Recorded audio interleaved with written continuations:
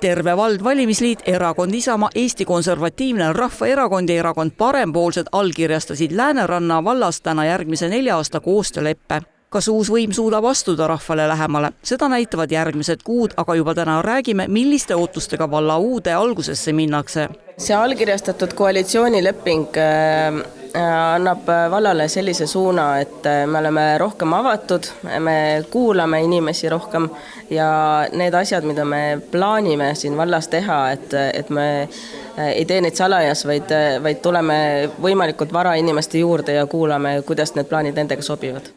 Lääneranna vald on meediakünnise ületanud mitmeid kordi koolide probleemiga. Eelmine vallavalitsus sulges näiteks koduse Metsküla kooli ja tegi Virtsu põhikooli 4-klassiliseks, mis pälvis rahva poolt tõsise vastuseisu.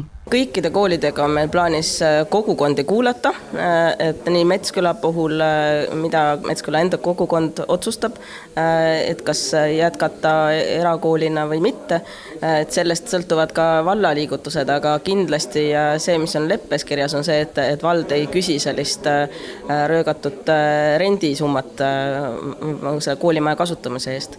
Ja teine asi, Virtsu kool, mis on täna 4-klassiline, et me oleme siin leppes lubanud, et tema saab kindlasti 6-klassiliseks. Edasi teistes koolides me sooviksime võtta suunda sellele, et Varblas, Koongas ja Virtsus oleks võimalik 9. klassi haridust saada. Sotsiaalvaldkonna eesmärgiks seati inimeste toimetuleku toetamise ning koduhoolduse tugevdamise.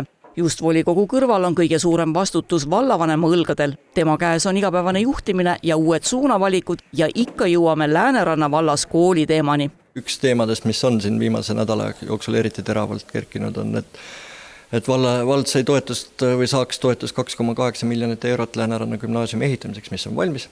Aga selleks tuleks Virtsu kool lammutada, et selle teema nüansside selgeks tegemine ja kõigi asjaosalistega läbirääkimine, eelkõige kogukonnaga läbirääkimine seisab ees ja järgmine nädal juba saamegi ka Virtsus kokku, et see on väga kummaline teema, kuidas lahendati, et ma ei taha minevikku kinni jääda, aga ma olen seda näidet kasutanud, et kui ma endale uue maja ehitan, aga selle ehitamiseks naabrimehe maja maha lammutan, aga talle sellest alles hiljem ütlen, siis see ei loe kahe naabri vahel head usalduslikku suhet, et nüüd tulebki need detailid selgeks saada ja ei ole olukordi, mida ei ole võimalik lahendada ja just kogukondadega suhtlemine. Need 4 omavalitsus, mis omal ajal liitusid, mõnda aega on nagu möödas, aga ma olen seda näidetele ka kasutanud, et senise teerülli asemel on nüüd vaja õmblusmasinat, et need piirkonnad jälle kokku tuua. Koolireformi tagasipööramisest on sosistatud alates valimistulemuste väljakuulutamisest. Kas see võiks ka nii minna, seda täna veel selgelt välja ei öeldud. Kui vallavanemal tuleb nüüd hakata rahva usaldust välja teenima, siis abivallavanem Henrik Raave saab kohe alustada seni tegemata tööga. Kohalik turism, ettevõtlus ja vallamaine kujundamine. Just need valdkonnad näitavad kiiresti, kas uus võim suudab koostöös kogukonnaga liikuma hakata. Minu esimene samm on koondada see kõik, mis meil siin pakkuda on, ehk koondada inimesed. Koondada vabaühendused, koondada eestvedajad, koondada ettevõtjad, ettevõtlusega tegelejad ja turismiga tegelejad ja turismi pakkuvad inimesed. See on täna nõrk koht.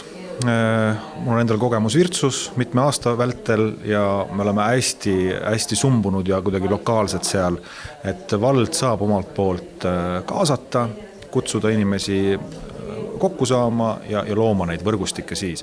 Kui omavaheline suhtlus paigas, lubab Raave kaardistada vallas kõik selle, mis võiks turisti sinna meelitada. Kas Lotman, Sits ja Raave koos kolleegidega suudavad rahva usalduse taastada ja kogukonna uuesti valla juhtimisega ühele lainele saada, selgub juba peagi. Uus peatükk on avatud.